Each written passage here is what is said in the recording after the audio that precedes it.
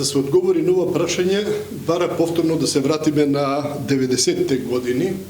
Значи, од кога, значи, во каква состојба, значи, ние се најдовме за време на распадот на Југославија, нешто потоа до нашето привремено зачленување во Обединетите нации и на одбегнувањето на состојбата во која ние тогаш се најдовме, а тоа беше територија која што не беше призната од никој. Во ова пригода само сакам да кажам зошто тоа ви го кажувам, сосема телеграфски.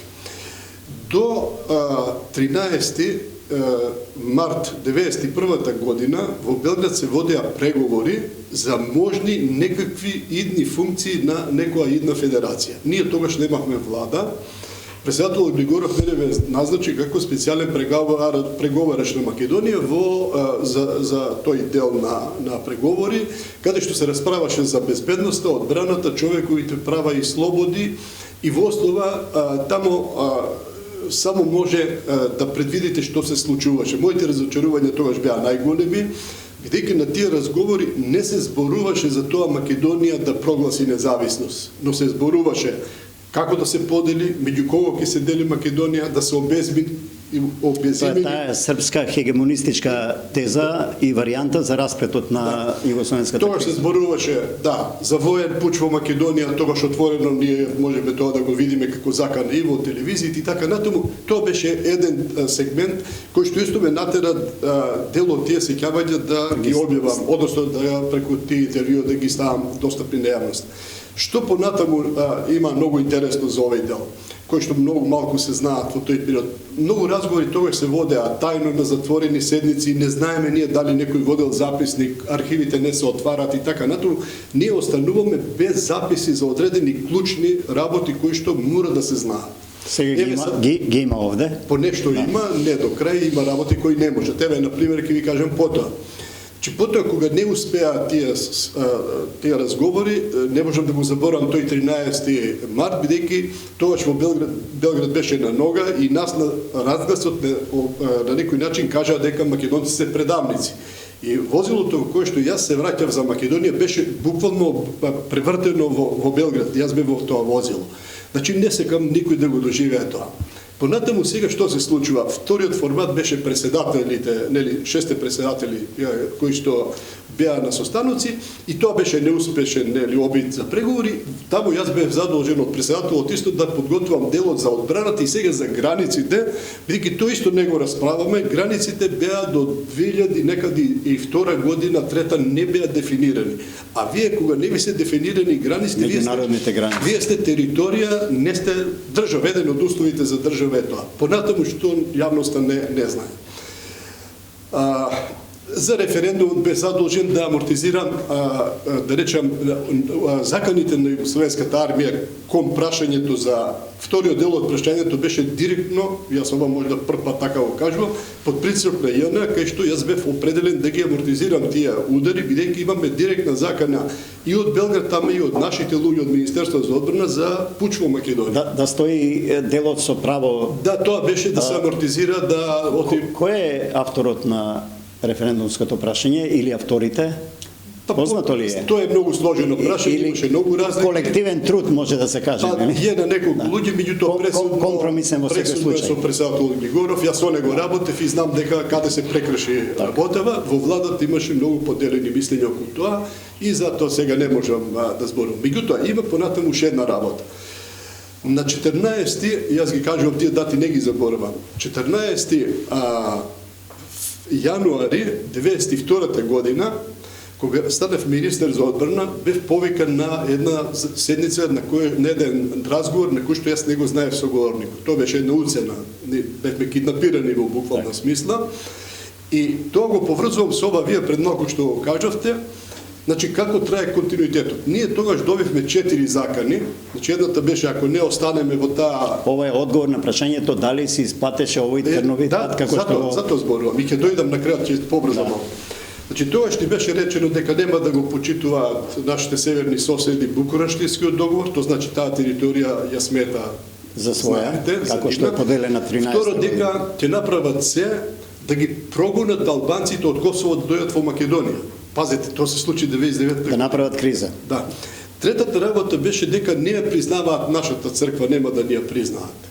До денеска ние имаме тој. И четврто беше границите. Уцена до уцена. Да, значи 4 работи кои што јас потоа знам и во кој објект каде бев и така натаму, значи тој разговор се обави, потоа разбрав во една зграда на Светинам во Охрид, ние во хеликоптер бевме однесени таму.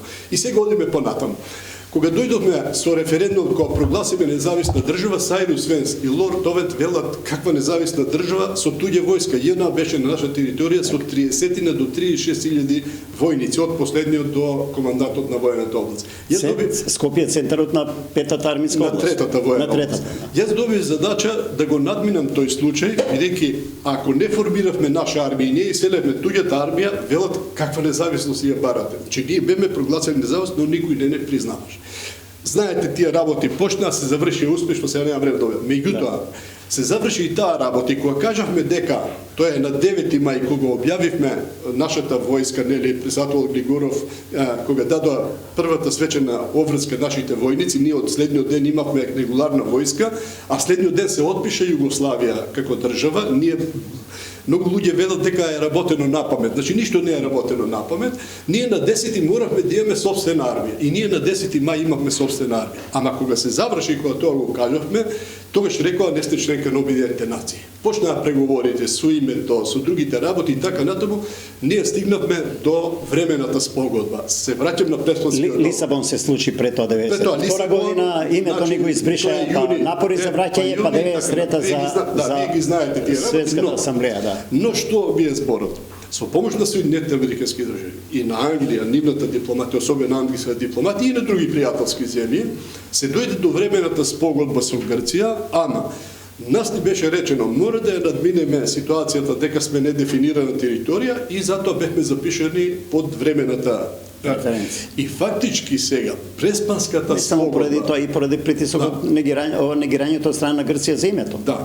Значи преспанската спогодба не е договор, тоа е спогодба, е продолжување на времената спогодба од 95-та година и во основа ако се убав, ако некој е добар аналитичар и убаво се читаат работите, ќе видите дека во основа еден најголем дел, значи тоа е надоградба фактички на таа спогодба и сега што е преспанскиот договор за нас значен, повторно не ги објаснуваме добро работите на јавност.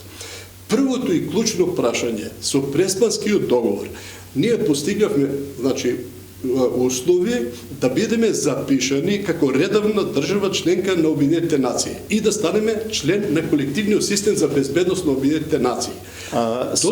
Со референцата ФИРОМ, тоа не бевме за... Не, со преспанскиот договор се избриша тоа. Јас зборувам сега за преспанскиот договор прашањето. Значи, ние со тоа, со преспанската спогодба, во основа се инкорпорира претходната спогодба времена, се решава името со додавка северна. Ние моравме да попуштиме, тука нема дебата.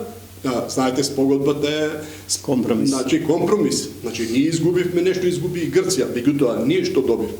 Значи ние за прв пат се запишавме како членка на Обединетите нации и дел од системот за колективна безбедност на Обединетите нации.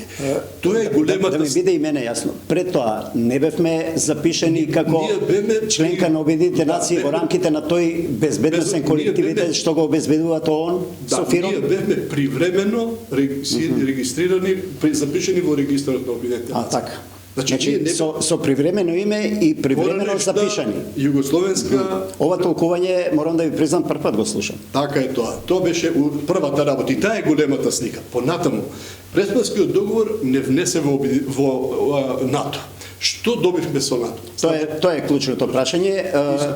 Го поставам во името на, предпоставам и многу граѓани и гледачи на оваа емисија и на многу граѓани на Македонија, бидејќи многу поради тој компромис со Грција, многумина се прешуваат, добро, што добивме со НАТО? Да.